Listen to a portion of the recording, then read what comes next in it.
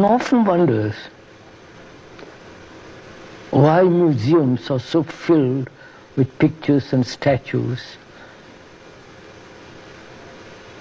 Is it because man has lost touch with nature and therefore has to go to these museums to look at the other people's paintings, famous paintings, and some of them are really marvelously beautiful? Why do the museums exist at all? I'm just asking. I'm not saying they should or should not. And I've been to many museums all over the world, taken around by experts. And I've always felt I was as though I was being shown around and looking at things that was so, for me, artificial, so other people's expression, what they considered beauty.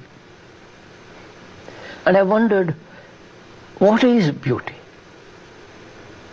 Because when you read a poem of Keats, or some really a poem that a man writes with his heart and with very deep feeling, he wants to convey something to you of what he feels, what he considers to be the most exquisite essence of beauty. And I've looked at great many cathedrals, as you must have, over Europe. And again, this expression of their feelings, their devotion, their reverence to, in mason, in rock, in buildings, in marvelous cathedrals. And looking at all this, I'm always surprised when people talk about beauty or write about beauty, whether it is something created by man or something that you see in nature, or it has nothing to do with the stone or with the paint or with the word, but something deeply inward.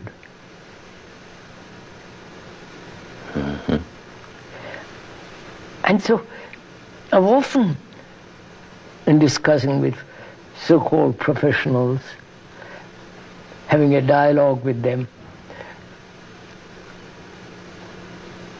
it appears to me that it's always somewhere out there.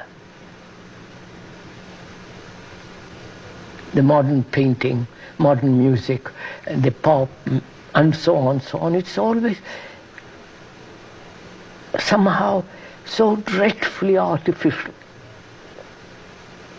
I may be wrong, but so what is beauty?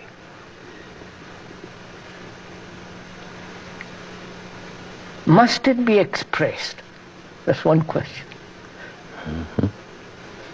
Does it need the word, the stone, the color, the paint, or it is something that cannot possibly be expressed in word, in a building, in a statue?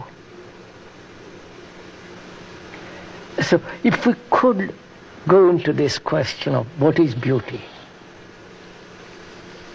I feel to really go into it very deeply,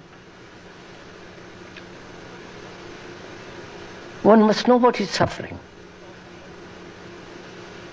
or understand what is suffering. Because without passion, you can't have beauty. Passion in the sense, not lust, not the passion that comes when there is immense suffering, and the remaining with that suffering, not escaping from it, brings this passion. Perhaps, and passion means the abandonment, the complete abandonment of the me, of the self, the ego. And therefore, a great austerity. Not the austerity of, as the word means, ash, severe, dry, which the religious people have made into, but rather the austerity of great beauty. Yes, I'm following you. I really am. The great sense of dignity, beauty, that is essentially austere. And to be austere, not verbally or ideologically, but being austere, means total abandonment, letting go of the me. And one cannot let that thing take place if one hasn't deeply understood what suffering is. Because passion comes from the word sorrow. I don't know if you've gone and looked into that word. The root meaning of the word passion is sorrow, from suffering. To feel. To feel.